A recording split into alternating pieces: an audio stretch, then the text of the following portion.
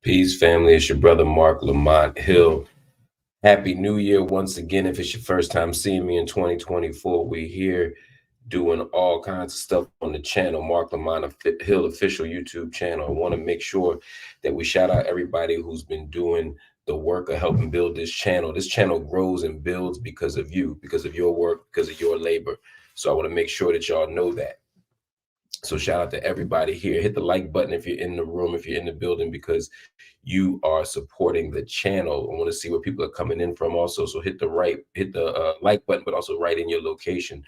What I want to do right now as the room fills up is just shout y'all out and remind people once again that this channel is growing and thriving. It's a new year, but it's the same struggle. So we're committed to building the channel. We're committed to expanding the conversation and having some real rich and dynamic conversations about the world. So again, write in where you're coming from, write in what you're up to, and of course, hit that like button so the algorithms know that what we're doing here matters to you. All right, family, but let's get into it. We got to get into it. All right. The news just broke at 9:30 Eastern time today on January the 3rd, 2024, that T.I., the famed rapper from Atlanta, and Tiny, his wife, and of course one of the stars of the hit group, the R&B group Escape, a celebrity in her own right, they both are being sued. This news was broken today by TMZ, and the news said that they were being sued for sexual assault. This is an important conversation to be had. It's important to note, though, of course, that all of these are just allegations right now. We don't know what's true, what's not true, but we do know that the allegation was made by a woman. Right now, she's identifying as a Jane Doe. She has not come out with her legal name. She's chosen instead to be privately disclosed. But she says, according to TMZ in their reporting, that this woman went to a club, met T.I. and Tiny, and her drink was spiked by these two. Now, this allegedly happened in or around 2005. Just for timestamp purposes, you can see here, this is what T.I. and Tiny looked like in 2005. And apparently they went to the club, met them, according to this woman's story, and things went south from there. I'm going to give you a quick recap of what happened, but I'm also going to tell you why this matters. Because again, you can get news anywhere, but the point on this channel is to help unpack some of the complexities of this and tell you why it matters. But anyway, according to Jane Doe, she says that she was in the military. She was a U.S. Air Force officer. She was stationed in Los Angeles in 2005. And she went to a party at Coolio's house. She went to a party at Coolio's house. Some of y'all know Coolio. You should know Coolio. Some of the youngins out there might not know Coolio, or if you know Coolio, you know him for that one that one song, "Gangsta's Paradise." Anyway, she allegedly went to a party at Coolio's house where she met T.I. and Tiny. Again, I'm saying allegedly, not just to protect my own legal interest, but because we don't know if this story, if all the facts have been vetted. TMZ is vetting the story, but we don't have all the details yet. All this is coming from TMZ. So anyway, she met, according to her, she went to a party at Coolio's house and she met a guy named Caviar. That's his nickname. Caviar allegedly works for Tip or T.I. and Tiny. Now, here's the interesting part. T.I. and Tiny weren't even at the party at Coolio's house. No one is claiming that they were at the party, to be clear. This is not a disputed issue. Nobody is saying that that T.I. and Tiny were at the party. But what they did say was, according to this woman, that Caviar told the woman, "Hey, look, Jane Doe, if you are down, you can go to this nightclub and you can come afterward." Somebody said, "Damn, bro, you went from Black intellectual to Tasha K." This ain't no Tasha K stuff. I'm giving you the details of the story for context. I'm going to talk about the broader issue here around lawsuits, the broader issue here around Me Too, and the broader issue here around sexual violence and how we talk about it and how we talk about victims who come forward 20 years later. That's what I'm talking about. But I'm trying to give you all the backstory so that y'all don't think that I'm making this stuff up or think that you don't have the proper details. So please trust me when I tell you I'm not telling you the story for gossip. Again, that ain't the type of time I'm on. But I'm gonna just finish the story real fast. Caviar said they'd be at LA nightclub. They all went to the nightclub. They met in the VIP section. She said she ordered 2 amaretto sours. She drank the amaretto sours. She says then allegedly Tiny handed her another drink. She said Tiny never sipped the drink, and the woman shared it with her friend. I'm not sure if that's suspicious or not. I don't know if people share drinks in the club. I don't be in VIP like that. T.I. decided to leave the club. The woman claimed he asked her to ride with Tiny and him while her friend would ride with Caviar. This is the friend. And that they were all going to the same place. But according to the woman in the lawsuit, allegedly, the woman says I'm gonna read exactly from TMZ so you can because I don't want to misspeak. Y'all ain't gonna sue me. But that's not how it played out allegedly. In the suit, the woman says 2 other women she didn't know got in the SUV with Tiny, T.I., and herself, and all 5 of them ended up in a hotel room. But Tiny kicked out the other 2 women because one was flirting too much with T.I. That is the story. And then I won't get into all the details. You can go to TMZ, you can go to the other places to get the gritty details. But the idea is that she was drugged and that she somehow made it into this hotel room. She said she started to feel lightheaded and dizzy. T.I. told her to go to bed allegedly, and while he watched porn, things started going down. And at the end of the day, she says T.I. penetrated her with his toe. She told him no as she tried to push him away. And according to the suit, he got up and said he was going to get a condom. But the plaintiff says she went to the bathroom to vomit. She claims T.I. mockingly laughed at her and said, "Are you all right? Looks like you in last place." And that is sort of how the story goes. So ultimately, she's suing them for sexual battery, for assault, for negligence, and for false imprisonment. So this story is the first one that we've seen in the new year. It's the first one we've seen in the new year of this sort. But it's not going to be the last one. I'm not talking about T.I. and Tiny right now. I'm talking about the California Sexual Abuse and Cover-Up Accountability Act, right? The California Sexual Abuse and Cover-Up Accountability Act is an act that opens up a year-long window for people to sue for sexual assault and sexual violence in California, even if the statute of limitations is up. We saw this happen in New York. Toward the end of November, where we saw everybody from Cuba Gooding Jr. to Diddy to Harvey Pierre to Cuba. If I didn't say Cuba Gooding Jr., he got sued twice. Anthony Anderson, Marcellus Wiley.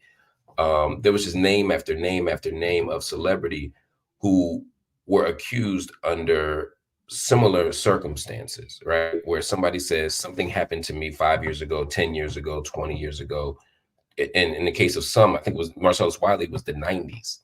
And in each of these cases, they were told that they could move forward with the case as long as the statute of limitations was the only reason why they couldn't move forward. In other words, if the case got thrown out for lack of evidence, if the case got thrown out for something else, then yeah, no, you can't move forward.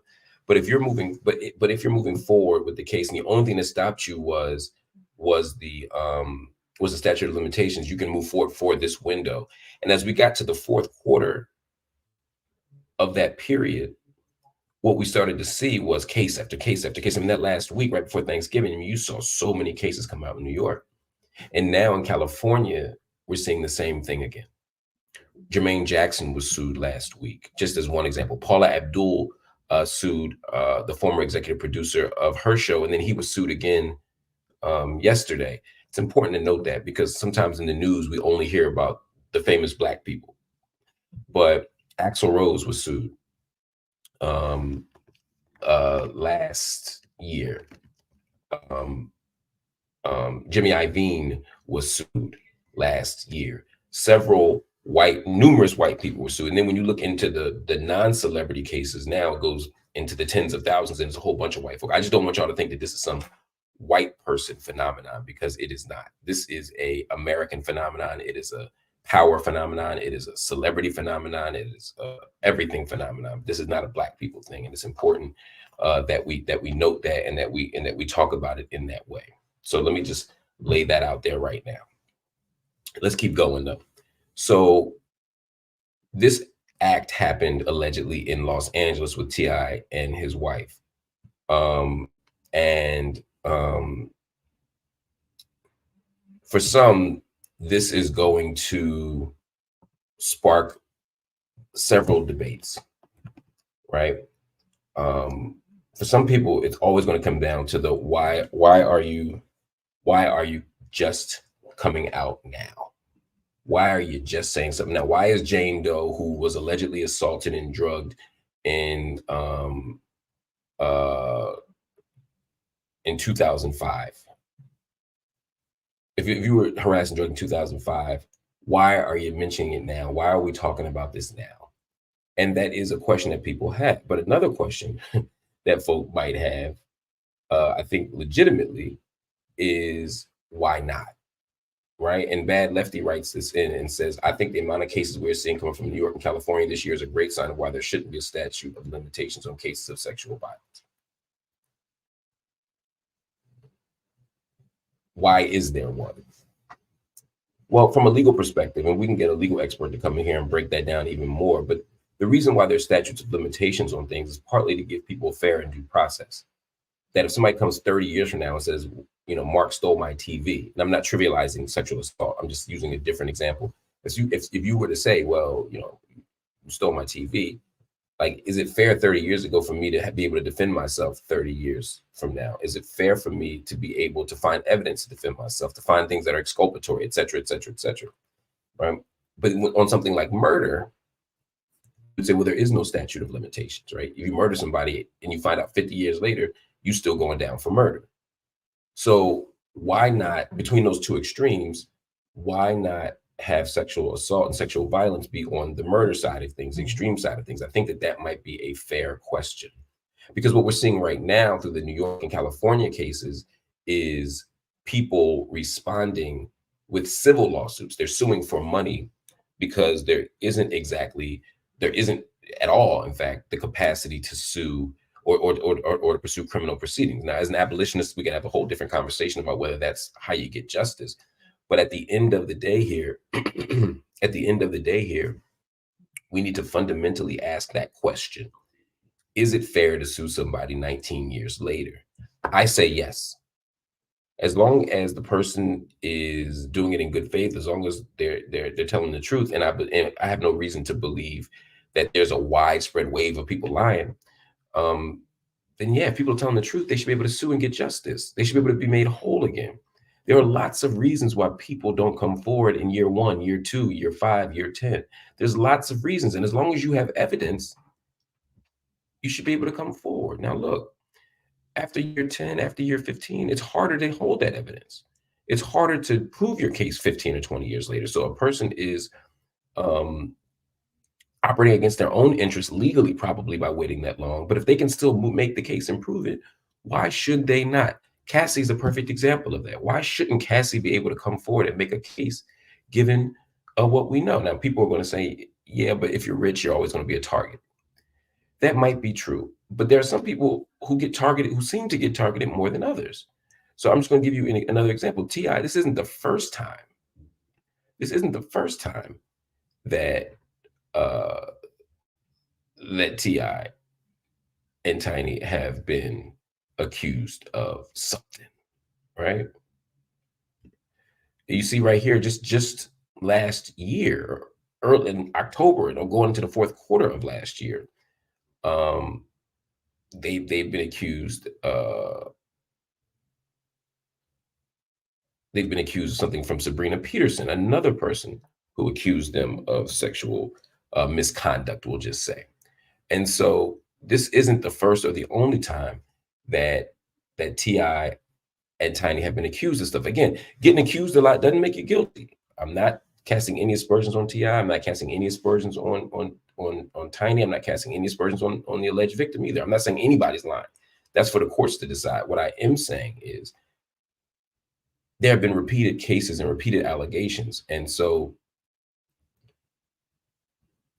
if there is a power dynamic, if there is a resource gap, if there is a lawyer gap, a money gap, if there are things that make it harder for victims to come forward, we need to take that into consideration as we think about why people might need more time. Again, I don't know what happened at that nightclub, but I do know that this speaks to several broader issues. One is the issue of victims coming forward, but there's another broad issue here that I want to talk about, right?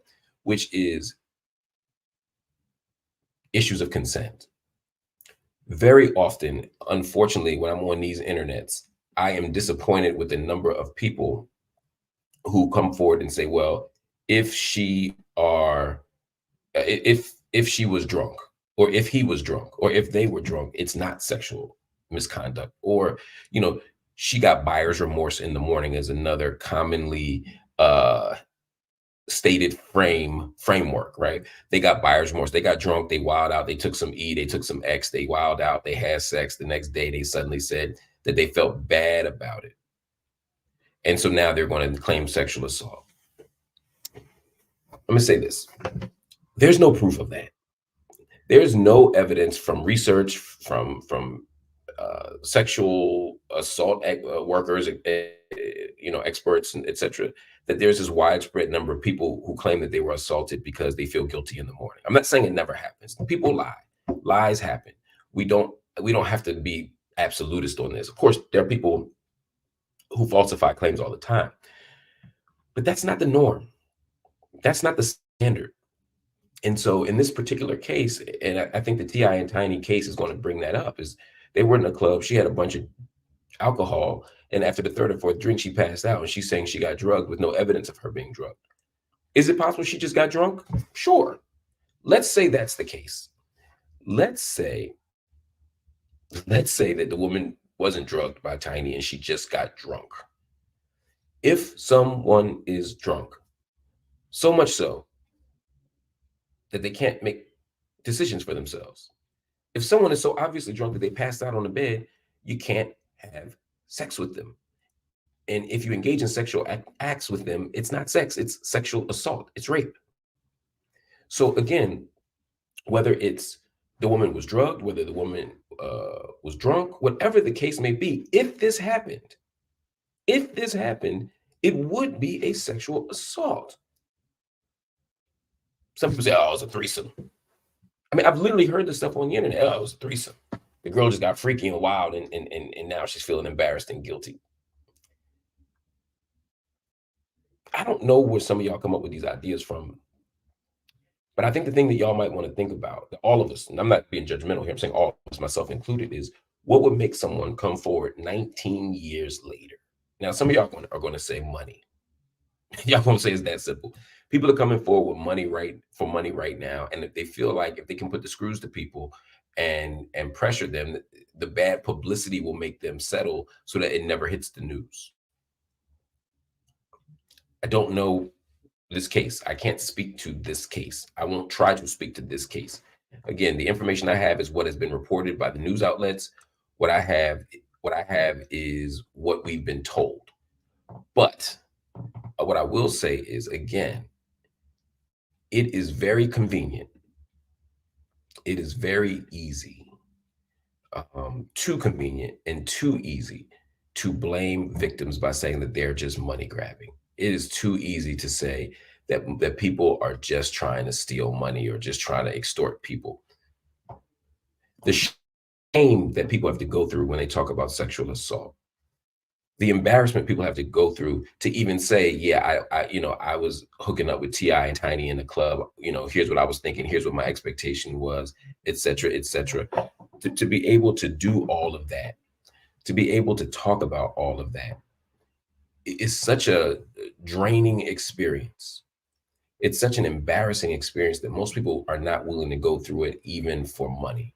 I'm saying that again, not to say T and Tiny are guilty. Again, y'all not suing me. But to say rather that we just don't have any reason to believe that there is a widespread conspiracy. And while that might be convenient to think, it's much more likely that all of these lawsuits in New York and in Los Angeles and in California are part of a deeper pattern in this business, but also in this world. And so the question I want to raise to y'all before we go is a simple one. And hit the like button if you agree with what I'm saying. Hit the like button if you feel what I'm saying, if you think what I'm saying here is making sense.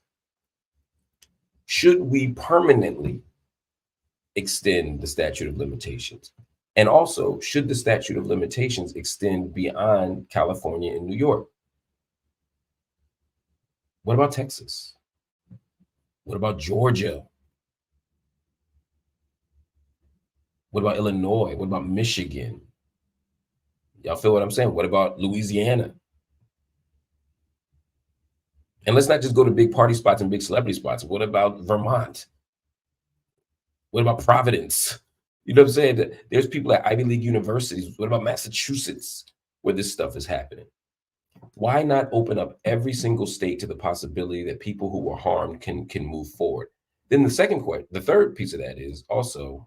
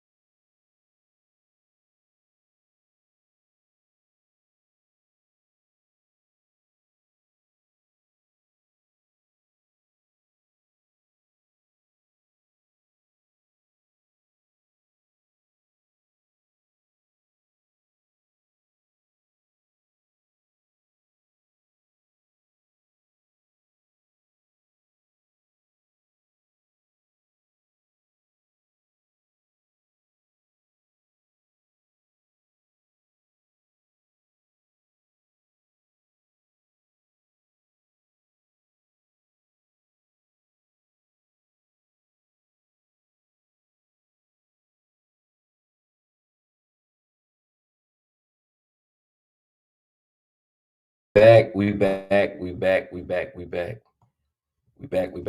Sorry about that. Here's the last piece of this, right, before we go. One thing is, should we extend the statute of limitations, right? So that permanently people can move forward with these kinds of allegations without having to say, well, I only got a week or a month or a year. Second, should we extend it nationally? Should we allow people in every single state to be able to do it? And then third, should it just be civil? In other words, should people be able to go to jail 20 years later? Should people be able to go to jail 30 years later for these allegations? So I'm going to answer from my perspective where we are right now. First question, yes, I do believe that we should be able to extend this beyond a year or two. If it's working and it's a productive piece of legislation, let's keep it going. The problem is many people who are in power are going to say no to this legislation because they might also be implicated. Look in New York, Eric Adams, the mayor himself, got caught with one of these cases. So he might not be excited to advance legislation anymore on this matter. Just saying. Second, should it extend to every state? Absolutely. Because if we just make it LA and New York, it almost is like we're just worried about celebrities and power brokers, when in fact, we should be thinking about this for everybody. And then third, should it be criminally expansive for 20 and 30 years? That I struggle with.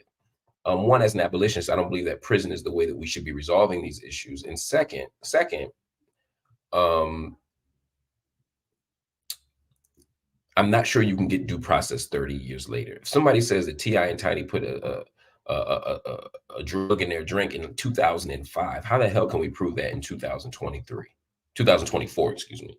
It seems like it's not easy to prove, easy to demonstrate. And because of that, I don't think that people should be subjected to criminal liability 20 and 30 years later for things like that. Now, if it's a rape and there's a rape kit, if there's an assault and there's a videotape, that's different, right? So we probably have to tease that out and think about what kind of standard we could establish that people can get due process and be treated fairly, but also that survivors can be treated fairly and get justice. But we have to ask a bigger question about what justice looks like, because there are a lot of people out there that would say that getting money isn't justice. But I want us to reimagine that. The people who are suing Diddy, the people who are suing Russell Simmons, the people who are coming out right now, they're calling for justice. They're demanding justice. And maybe for them, justice isn't putting people in prison. Maybe they don't trust the criminal legal system because it's never done right by Black folk. But maybe the money, maybe an apology, maybe forgiveness, maybe contrition is something more restorative for them. So we have to think through and talk through all of that. That's what we got to do. Anyway, y'all, stay tuned to the channel. We got much more coming up later on. We'll be talking about the Epstein list. We'll be talking about the latest developments in Palestine as we go into the fourth full month of war on the vulnerable Palestinian people in Gaza and in the West Bank. We'll be talking more about the fallout from Harvard and what Harvard needs to do moving forward. There's a lot of stuff on the channel happening today. Make sure you check it out. In the meantime, check out the old videos. Check out 5 myths about Israel and Palestine. It's an important video that I want you to watch, share, and distribute. Hit the like button if you feel what I'm saying. Hit the subscribe button if you want to be part of this channel. And of course, hit the join button if you're so inclined, so we can continue to invest in and build this platform. I appreciate y'all. I'll see y'all later. Peace.